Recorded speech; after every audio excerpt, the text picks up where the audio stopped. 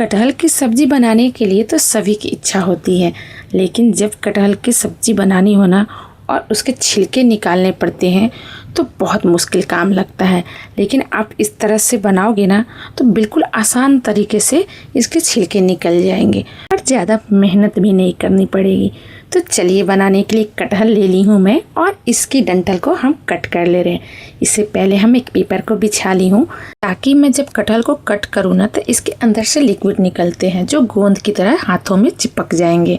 तो उसे के लिए ना हाथ में ऑयल लगा ली हूँ और जो भी लिक्विड गिरे ना तो पेपर के ऊपर ही गिरे, इसलिए पेपर को बिछा ली हूँ और अच्छे से इसे 4 भागों में कट करते हुए। लेकिन इधर साइड ज़्यादा गोंद लगे हुए हैं तो उधर पलटकर दूसरे साइड से मैं इसे कट कर ले रही हूँ।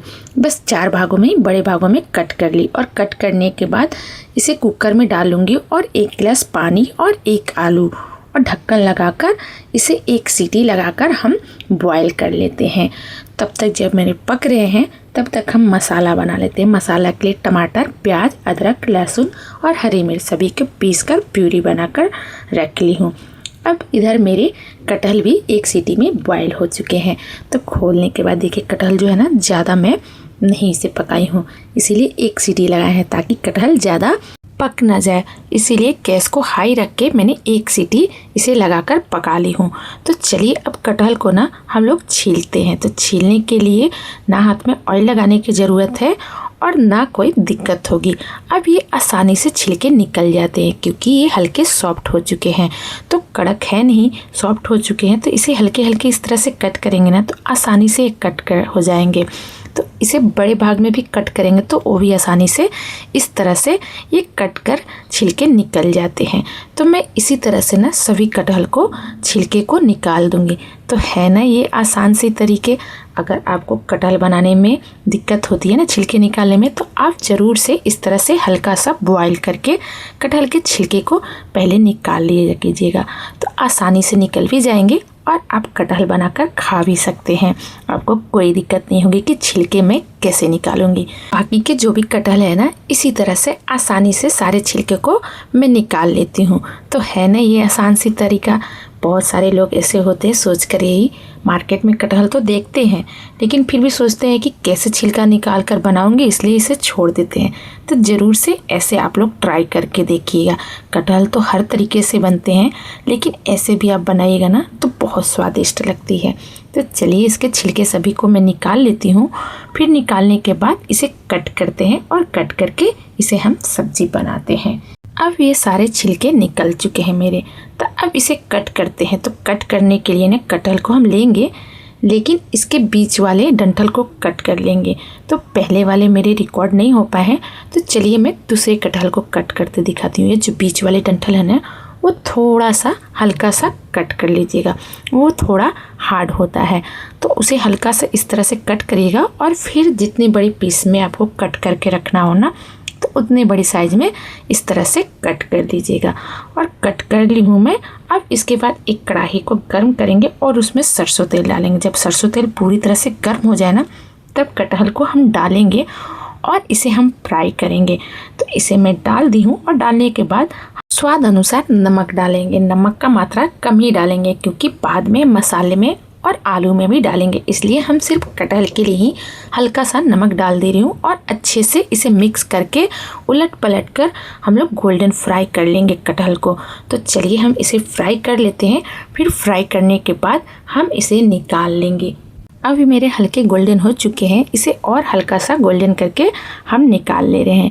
जैसे जैसे फ्राई होते हैं ना तैसे तैसे ऊपर से थोड़े क्रंची होते हैं और अंदर से तो सॉफ्ट बनते ही हैं। तो चलिए अभी फ्राई हो चुके हैं, अब इसे हम निकाल लेते हैं। निकालने के बाद ना जो ऑयल बचे थे ना उसी में मैंने जो आलू को बॉईल किए थे उसे कट करके मैं डाल दी हूँ और थोड़ा सा नमक इसमें भी डाल देंगे और अच्छे से इसे भी हल्का सा गोल्डन करके आलू को फ्राई कर लेती हूँ। तो जो मैंने कटहल फ्राई करके रखी हूँ ना तो देखिए कितने अभी भी एकदम सॉफ्ट है, ये नहीं कि ये कड़क हो चुके हैं। तो अंदर से बिल्कुल सॉफ्ट है। और अब मेरे जो आलू हैं वो भी फ्राई हो चुके, उसे मैं निकाल ली। थोड़ा सा और सरसों तेल डालेंगे और उसमें जीरा और कुछ खड़े गरम मसाला और लाल मिर्च और 2-3 लहसुन डाल देंगे खड़े और थोड़ा सा प्याज कट कर बारीक करके मैं डाल दी हूँ। अब इसे हल्का सा गोल्डन होने तक प्याज को भून लेंगे और जो मैंने प्याज की प्यूरी बना कर रखी थी टमाटर वाली ना, उसे मसाले को डाल देंगे और कुछ बेसिक मसाले हल्दी जीरा धनिया ऐसे इसमें हम डाल दी हूँ। और डालने के बाद अच्छे से मसाले को हम भून देंगे और इसमें हम स्वाद अनुसार नमक भी डालेंगे, क्योंकि कटहल में और आलू में भी हम नमक डाल चुके हैं, इसलिए मसाले में ना नमक ना ध्यान से डालेंगे ताकि मसाले में नमक का मात्रा ज़्यादा ना हो। तो अब इसके बाद ना हम 2 चम्मच डालेंगे चिकन मसाला डालेंगे, इससे ना टेस्ट बहुत अच्छी आती है सब्ज़ी के। तो 2 चम्मच में मसाले डाल दी हूँ और अच्छे से हम लोग गैस को लो करके मसाले को अच्छे से भून लेंगे। और जब मसाले भून जाएंगे ना, तब फिर हम कटहल और जो आलू को फ्राई करके रखे हैं ना, उसे इसमें मिक्स कर देंगे। अब ये मेरे मसाले जो हैं अच्छे से भुन चुके हैं और ऑयल भी छोड़ने लगे हैं। तो चलिए अब इसके अंदर आलू और कटहल को डाल देती हूँ और डालने के बाद ना मसाले में उलट पलट कर अच्छे से इसे हम मिक्स कर देंगे। और मिक्स करने के बाद फिर 1 गिलास इसमें हम पानी डाल देंगे ग्रेवी के लिए। तो अब चलिए ये अच्छे से मिक्स हो चुके हैं, इसके अंदर मैं पानी डाल दे रही हूँ और पानी को अच्छे से मिक्स करेंगे। आपको जितना ग्रेवी रखना हो ना उसके हिसाब से पानी डाल सकते हैं।